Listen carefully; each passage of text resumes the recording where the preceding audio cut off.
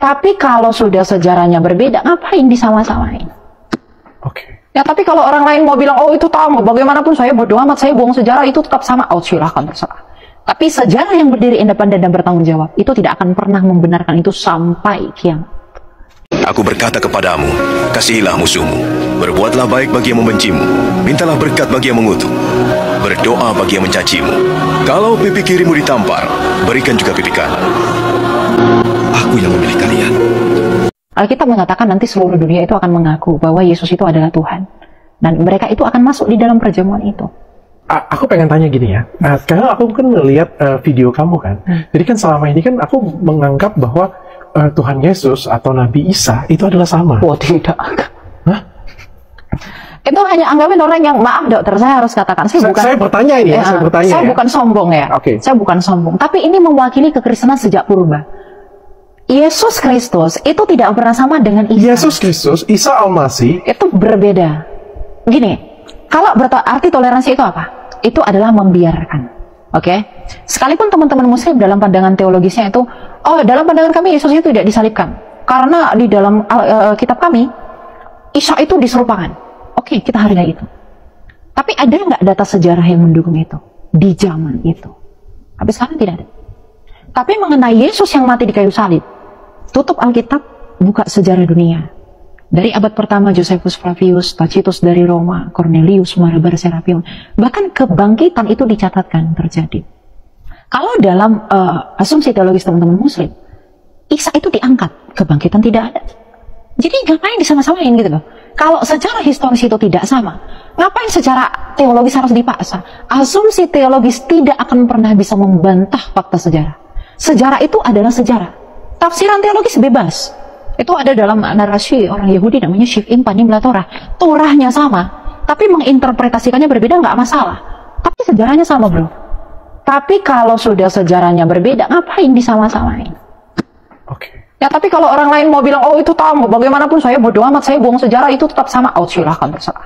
Tapi sejarah yang berdiri independen dan bertanggung jawab, itu tidak akan pernah membenarkan itu sampai kiamat. Karena kita punya datanya semua. Gitu loh. Ini upaya toleransi, membiarkan. Saya tidak suka lihat orang kalau di TikTok itu yang saya prihatinkan. Isa itu Yesus, bagaimanapun Isa itu tidak mati. Isa itu Yesus itu bukan Tuhan. Ini itu bukan Tuhan, bukan Allah. Wong berbeda, lahirnya saja berbeda. Isa itu lahir dari mana? Bawah pohon kurma.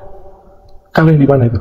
Kalau yang di teman-teman muslim. Teman-teman muslim betul. Bawah pohon kurma. Bawah pohon kurma. Kalau kita kan di kandang domba. Di kandang domba, di Migdal Eder.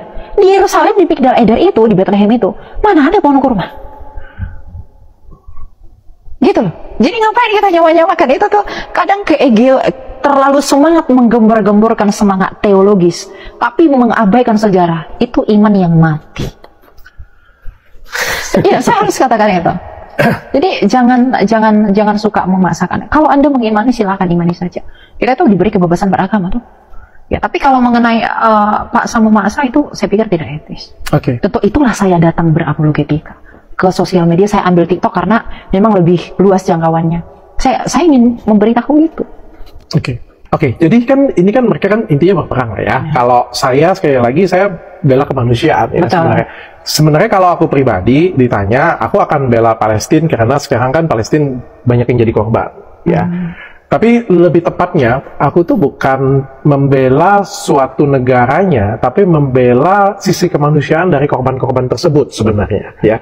Karena ketika kita membela suatu negara, maka kita tapi itu pun salah dokter.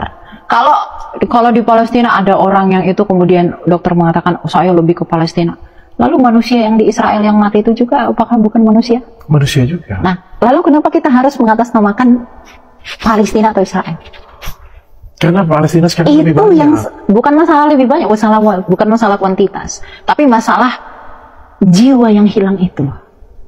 Karena kalau kita selalu Palestina, tapi mengabaikan sejarahnya, mengabaikan kondisi yang ada di sana. Bolehlah kita itu kita mungkin lebih pro kepada apa. Tapi kalau sudah mengatasnamakan kemanusiaan, jangan sebut Palestina, jangan sebut Israel. Saya selalu berdiri di sana. Oke, dan kita mau damaikan keduanya. Kita harus memperdamaikan. Dan membawa damai ke keduanya. Ya, membawa damai, karena sama-sama ada yang mati. Masalah lebih banyak, lebih sedikit, itu kan masalah kekuatan perangnya. Masalah tapi, siapa yang lebih kuat? Iya, masalah lebih kuat. Tapi kan motivasinya sama-sama untuk mematikan. Oke.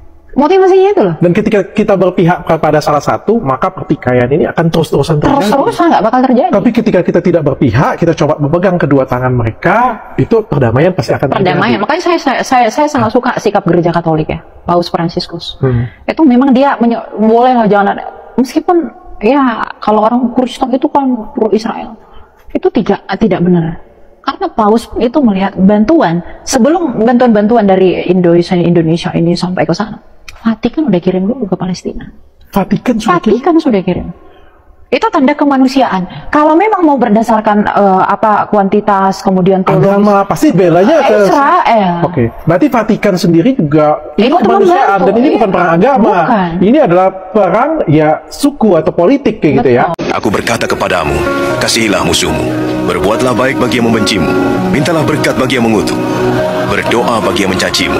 Kalau pipi kirimu ditampar, berikan juga pipi kanan. Aku yang memilih kalian.